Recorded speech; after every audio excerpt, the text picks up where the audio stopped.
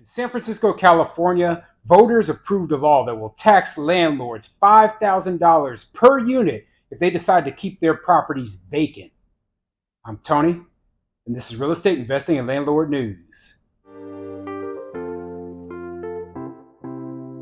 All right, so I have an interesting topic for you today, and it's really an update of a video I did before about this proposed, or actually, it's a law that was passed in San Francisco that will tax landlords and property owners for keeping their buildings vacant. Okay, they say, oh, well, there is a housing shortage in the city, and there's too many homeless people there. So our solution is we're going to force landlords to rent out these properties, or they're going to have to pay thousands of dollars per unit in order to keep them empty. Now, this is obviously unconstitutional. Obviously, okay, unconstitutional taking from a landlord. I mean, it doesn't take any sort of logic whatsoever to see what this is. This is the government trying to force a landlord to be in business whether they want to or not.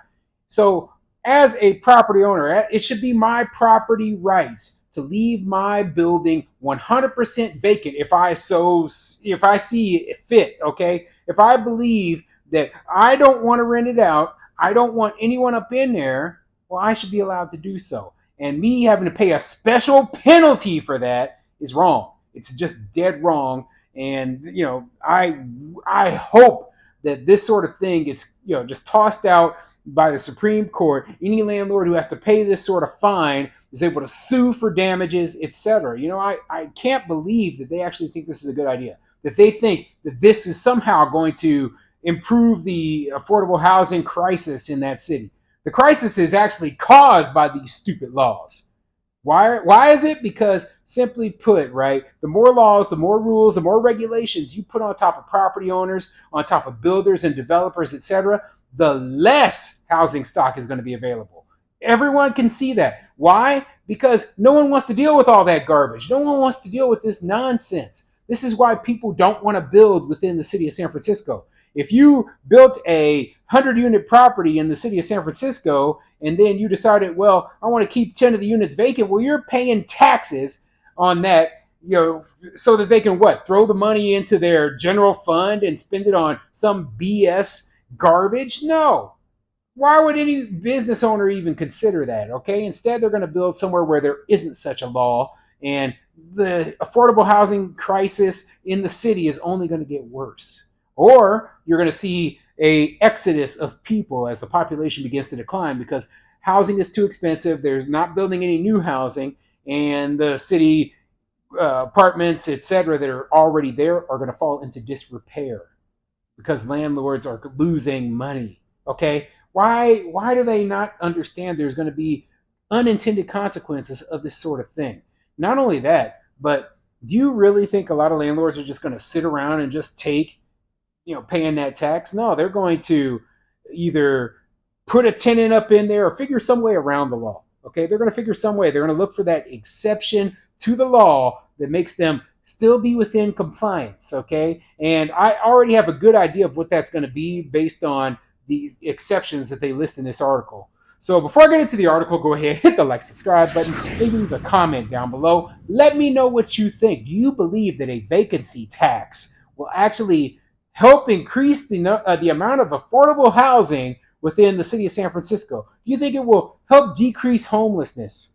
Or do you think it's a bunch of garbage? That's what I believe. I don't think that it's going to help anything.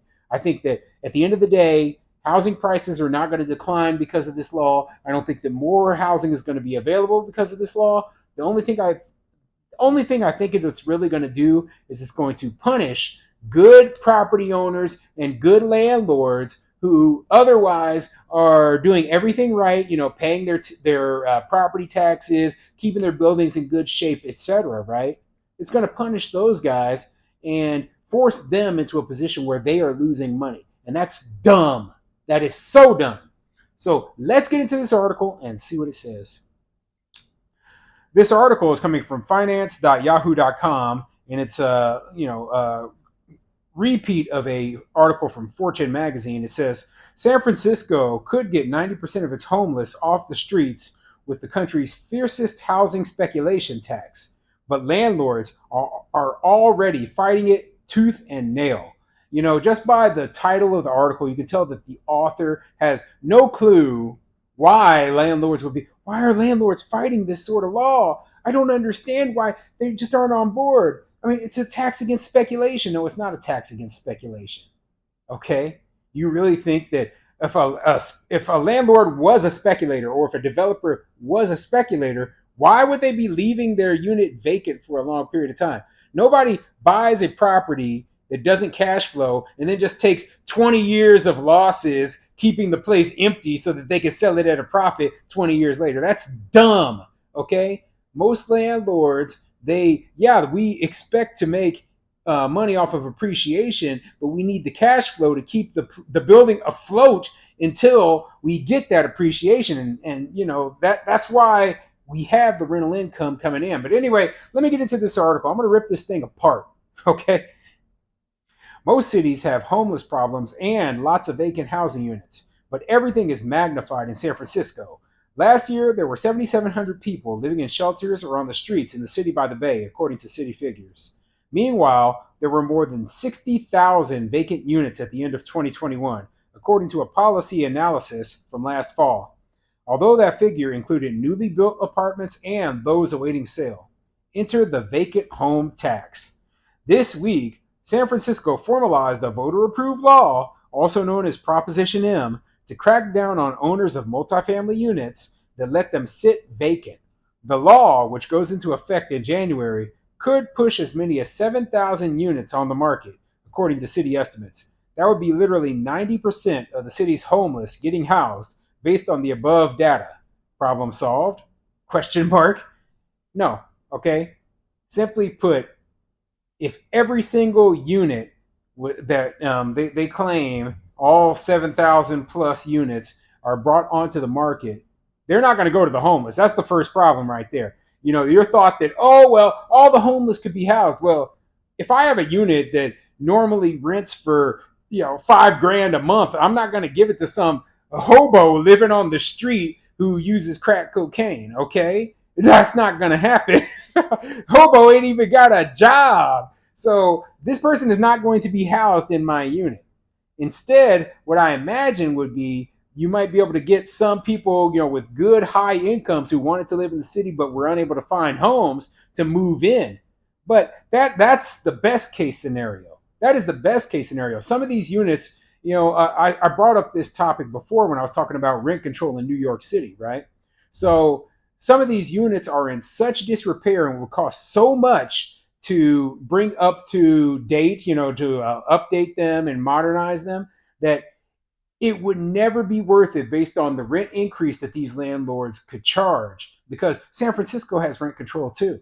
So just as an example, let's say that an apartment was renting for 500 a month, and now the city will allow you to raise your rents up to 550 a month. Well, that's not going to help a landlord a lot when there's $100,000 worth of repairs that need to be done on that apartment. Okay. So it doesn't benefit the landlord to do the repairs. It doesn't benefit the landlord to bring that unit back onto the market. And it's much better to leave the place vacant. And this, I know I'm using extreme numbers here, but I just want to get the point across that, hey, this is exactly the sort of thing that people don't think about. They don't think about why these units are vacant. And if a landlord wants to keep their unit vacant, they should be allowed to do so. They should be allowed to do whatever they want with their property. This could be a big deal for a city of less than a million that has become the face of modern fears of the 1970s style doom loop, given its endemic homelessness, ever present cost of living crisis, and famously dysfunctional housing market. But real estate interests are already fighting the law in state court, claiming their right to not rent out their property is enshrined in the Constitution. The primary purpose of the law is to fill empty homes, Supervisor Dean Preston, the law's chief backer, told Fortune Friday. Holding housing off the market for a long time when there are people who need housing is bad for our city, he said. Our hope is that the tax is enough to change the decision making of the real estate speculator or of the owner of the property. And, it will change, but it won't change in the way that they think it will. It won't. Okay. Now, there are exceptions to the law. Like they said, right now there are over 60,000 vacant units in San Francisco, but only 7,000 would actually be, qualify for being punished under this law because all of the other ones, they meet one of the exceptions, right? And let me skip down a little bit in this article because they actually go over some of the exceptions, and it kind of shows you why exactly landlords will be able to get around this law, and it won't be able to have the intended effect that this politician thinks it will. Okay. The strongest vacancy tax in the US. The tax, which is rather narrow, would apply to between 4,400 and 7,300 units, according to an estimate from the city's budget analyst. Also known as Proposition M, it exempts single family homes, duplexes, short term rentals, nonprofit and institutional housing, such as nursing homes, as well as any apartment used as a primary residence. It also allows for additional time for new buildings awaiting an occupancy certificate or that are rendered uninhabitable by natural disasters. So you heard those exceptions right there. And here's the big one that this is what I believe a lot of landlords are going to use, right? It said right there that it exempts short term rentals. Okay. So short term rentals are exempted from the law. So what would stop a enterprising landlord such as myself from saying, okay, I've got 20 vacant units sitting in my building. I'm going to list them as a short term rental for 1 day a year. That way, my units are all exempt from the law. And I'll put the charge for the short term rental at such a high rate that nobody in their right mind would ever want to use it. So the unit would be effectively able to stay empty for a long period of time, and it would be exempted from paying that tax. So, like I said, landlords are going to find a way around some of these stupid laws, and it's not going to get nearly it's not going to bring nearly the amount of units onto the market that they think it will. They think that it's going to bring between 4,300 and 77,000. I would guess it's probably going to bring maybe 100 or two online, you know, and I doubt very many landlords are going to want to pay that tax. So they're going to figure out some way around it as soon as possible. So, yeah, this is a stupid law. It's a stupid law put in place by people who have no common sense, and it's unconstitutional, in my opinion.